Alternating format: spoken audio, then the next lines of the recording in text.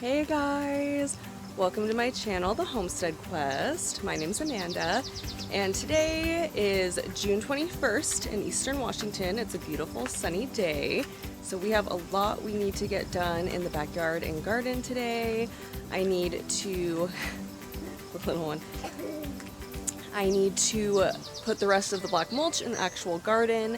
I cleared out some of my containers and ended up taking them from the regular garden to the herb garden, so there's space that I need to fill up. And I'm actually going to end up putting my little bench in there, and I'll show you, what that's going to look like. And then I'll also be giving you guys a mini garden tour. I need to clear out the space here by the house where I grow my chamomile.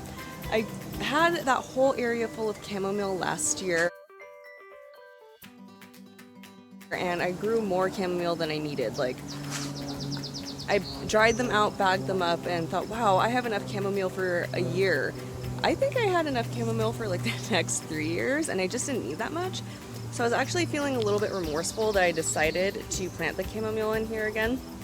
And some of it volunteered, obviously, because they were growing there. But I've decided that the smaller ones I'm going to transfer into the herb garden.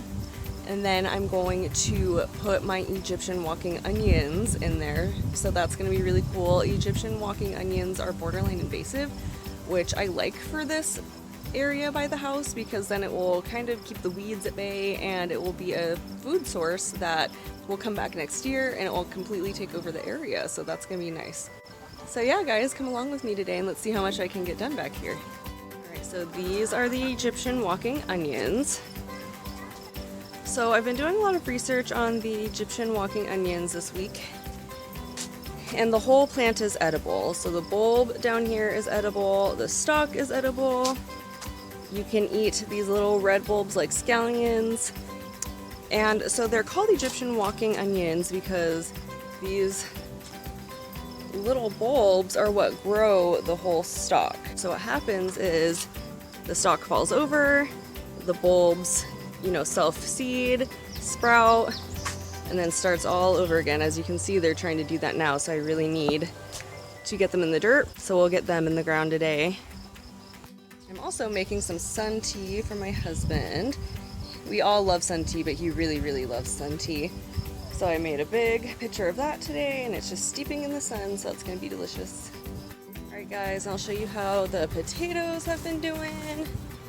This tire is starting to fill up with them, so we're seeing some good growth there. And in this tire, we're starting to get some little growths in this one as well.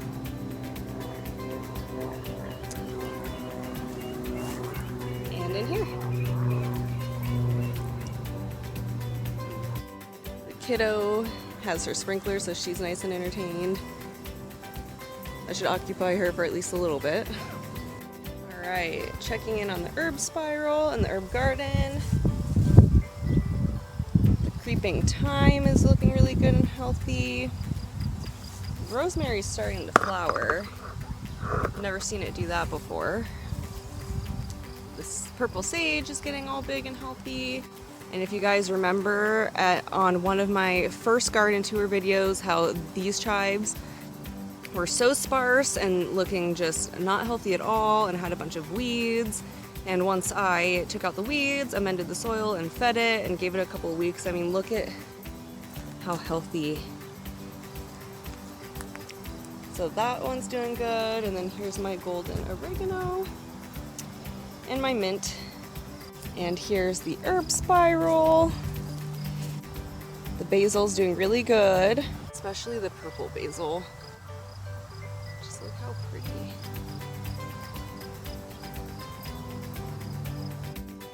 Alright, garden tour time. Let's check out these carrots. They're starting to get bigger. Get you guys close up. Everything's looking good and healthy.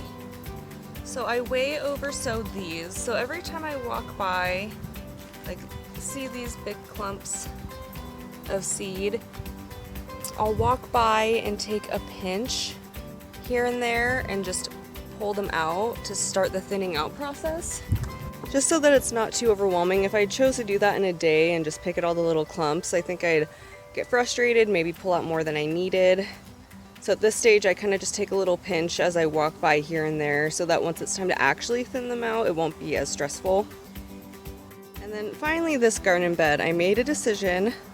I'm not going to buy any plants to put in there this year. I've decided that I'm actually going to take this container of strawberries. They're ever-bearing strawberries.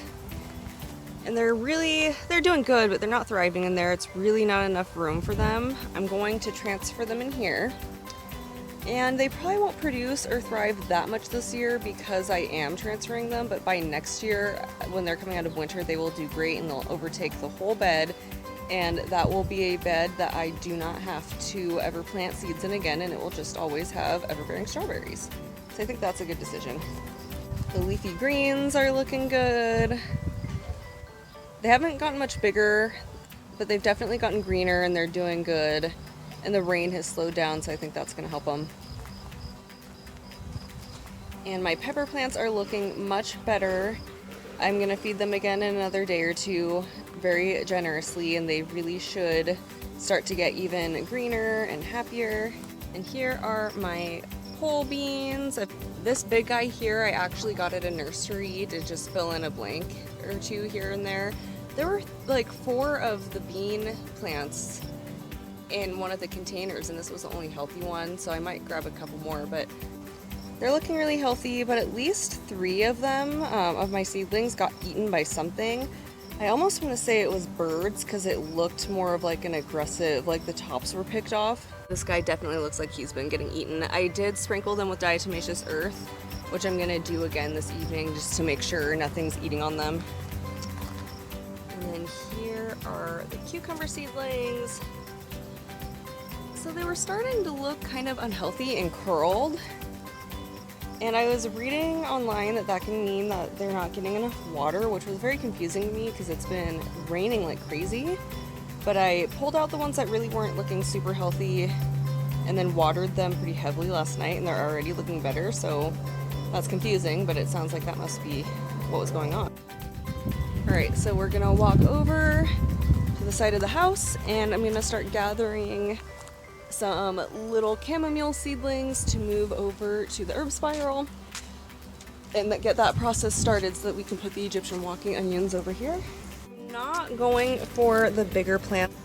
I'm going for these smaller ones that will go in the herb spiral. So I'm going to dig them up beneath the roots and put them right into the herb spiral. All right, so I'm just gonna take my shovel and dig this guy deeply.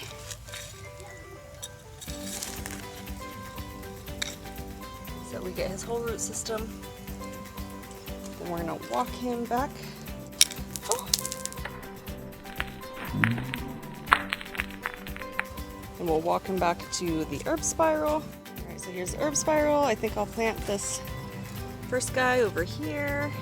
And I'll take my chamomile and put him in and tuck him in nicely. And chamomile does transfer really good this way. I did this with a bunch of them last year and they really thrived and did well. So now I'm just gonna go back and repeat that about another dozen times. All right, so I've got all my little chamomile planted and watered in. And these guys will grow quick and they will fill out this whole area, so that'll be nice. So if you're not someone who's familiar with chamomile, chamomile is an herb and it's an edible flower that you make into tea. So you pick the white flowers, dry them out, and you can use them as a tea, and it's a detox. It's very good for you. It's delicious. The flowers actually smell like apples, which is really cool. So that back corner is perfect for them since they are an herb. And it'll also make it look very pretty. All right, so now I just got to weed again in this area and then we will be able to plant the Egyptian walking onions. So let's get to that. Nothing more fun than weeding.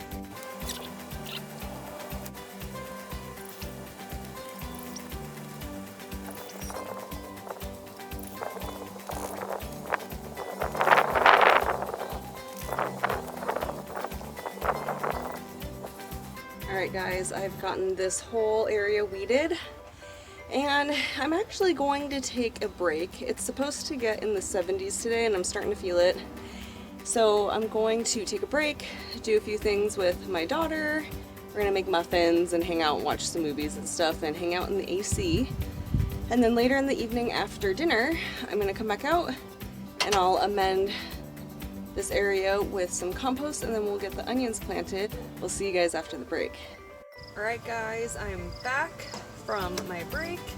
It's much later in the day, it's about 7 o'clock, so it's nice and cool outside and I'm going to finish what needs to be done to this section of soil that's by the house and get it prepped for my Egyptian walking onions. So I think what I'm going to do now is take the leftover compost I have and amend the beds, and then we will plant the onions. So let's go and get that started. And I also had to change. I spilled sweet tea all over my shirt earlier.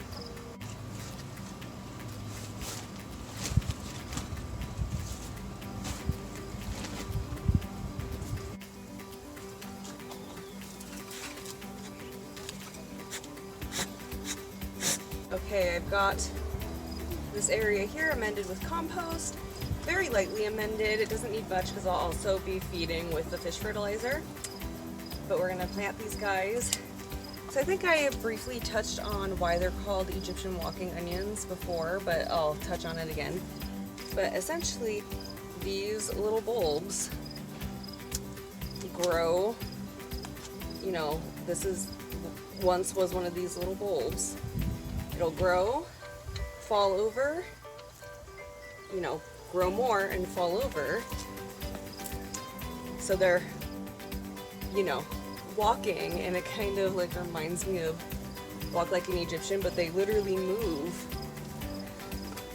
that way because they fall over and reseed. So we're gonna go ahead and plant these and plant some of the bulbs too. All right, let's get these guys planted.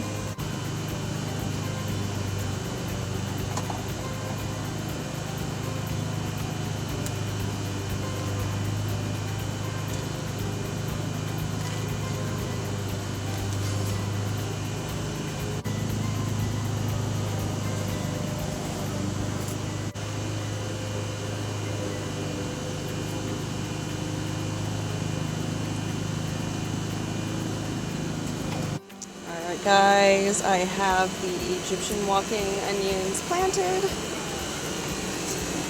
I took some of the bulbs that were getting started and planted them as well. Got a little one there, a little one there, and the bigger ones.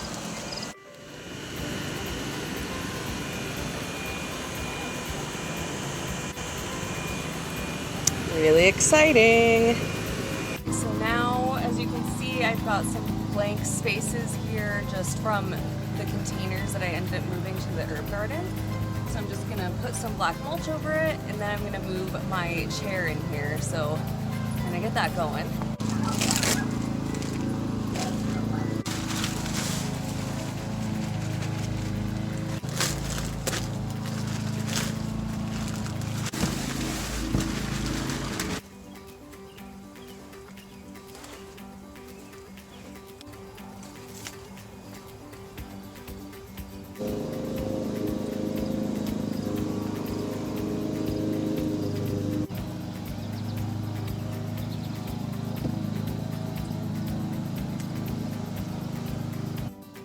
Ooh, looking good.